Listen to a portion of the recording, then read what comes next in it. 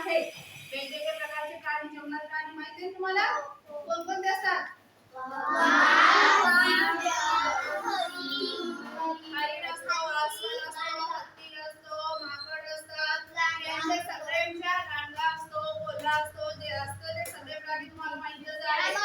तर अस्वल पण असतो. तर वाघाचे पायाचे ठसे आणि त्यांच्या इतर प्राण्यांच्या ठस्यांमध्ये खूप फरक आहे. वाघ पायाचा आवाज होऊ नये यासाठी पालापाचोळ्यातून चालणे टाळतो. हे आता सांगितलं तुम्हाला मी. तो पौल वाटेवरून नदी नाल्याच्या पात्रातून वाळूवरून चालतो.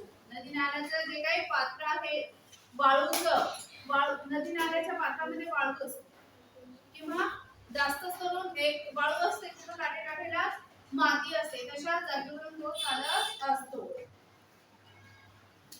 अशा पाऊल वाटा तपासाव्या. पाऊल वाटा म्हणजे काय? जिथं पायी पायी चाललं जातं त्याला काय म्हणायचं? पाऊल वाटा. मग त्या तपासल्यानंतर कोणाचे ठसे हे आपल्याला कळतात. नदी नाल्यातल्या ओल्या वाळू मातीत वाघाचे ठसे आढळतात. त्यावरून ते वाघाचे क्षेत्र आहे हे आपल्याला कळते. प्रत्येक वाघाच्या पायाच्या ठशात फरक असतो. प्रत्येक जी वाघ आहे त्यांच्या ठस्यांमध्ये काय आहे? फरक. आपलं सुद्धा जे आपण आधार कार्ड काढतो तेव्हा आपल्याला अंगठा येतो.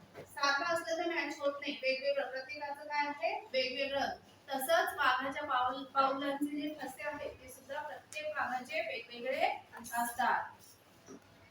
वाघाच्या पायाचा अंगठा पंजाच्या वरती असतो, त्यामुळे अंगठ्याचा ठसा मातीत उमटत नाही. त्यामुळे तो ठसा मातीत उमटतो का? नाही. त्याचं कारण काय बाळांनो?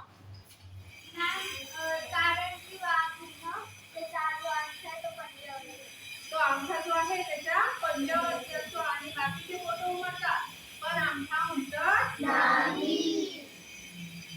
फक्त त्याचा तळवा व 4 बोटाचा ठसा मातीत उमटतो. त्याचा फक्त खालचा जो सपाट भाग आहे पायाचा तो असतो तळवा आणि त्याचे 4 बोट सुद्धा तेवढेच उमटत असतात.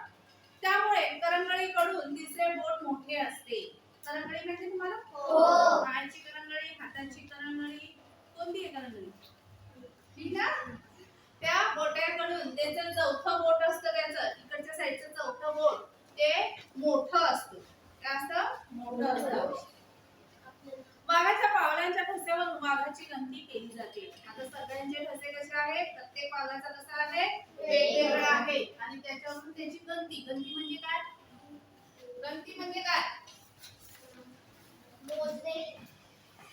मोजमाप केलं जातं. संख्या किती आहे ते सुद्धा आपल्याला गणती म्हणजे संख्या किती आहे त्याच्यावरून आपल्याला कळत असतं.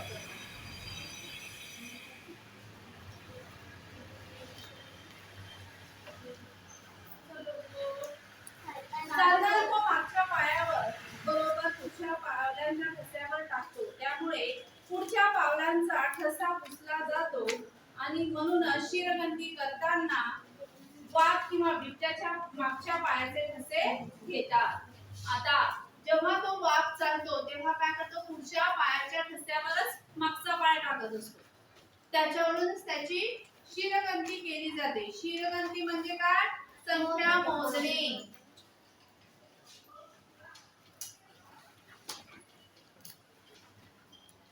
किती आहे? शिरगंती करणे म्हणजे काय? संख्या मोजणे. त्याची संख्या मोजली जाते. आता तुम्हाला कळाला वाघाच्या पायाचा ठसा कसा असतो का? मॅम त्याचे 4 बोट खाली उमटलेले असतात. 4 बोट खाली उमटलेले असतात. त्याची म्हणून त्याचं फक्त 4 बोट दिसतात आणि तळवा दिसत असतो. पायाचा जो सपाट भाग असतो तो दिसतो. त्याच्यावरून आपल्याला कळतं आणि पुढच्या पावलावरच तो मागचा पाऊल टाकत असतो, म्हणून मागच्या पावलावरूनच त्याची शिरगंती केली जाते. वाघाच्या ठस्यावरून तो वाघाचाच आहे का वाघिणीचा आहे हे ओळखता येतं. आता वाघाचा तो ठसा आहे पायाचा ठसा की ठशावरून की वाघिणीचा आहे हे त्यांच्या ठशावरूनच कळत असतं. वाघिणीचे पुढचे पाय चौकोनी असतात, परंतु त्याच्या मागच्या पंजात फरक असतो.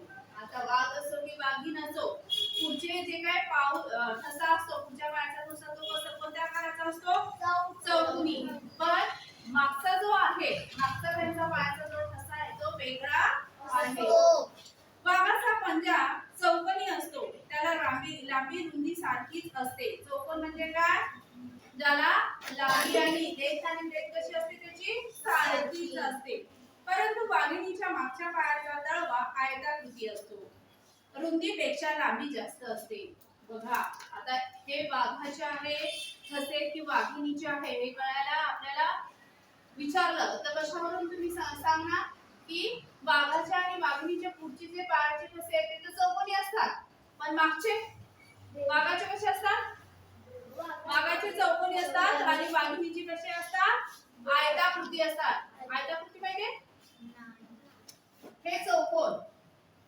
सारख्या लांबीचं असतं ते काय असतं चौकोन आणि हे असतं आयताकृती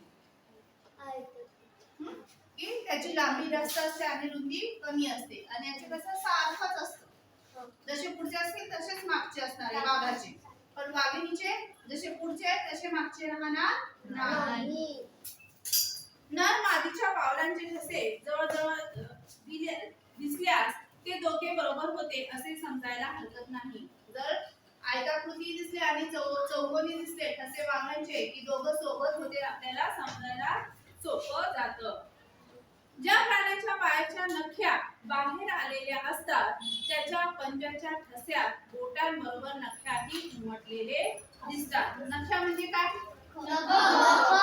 नख्या म्हणजे तुमचे नख कसे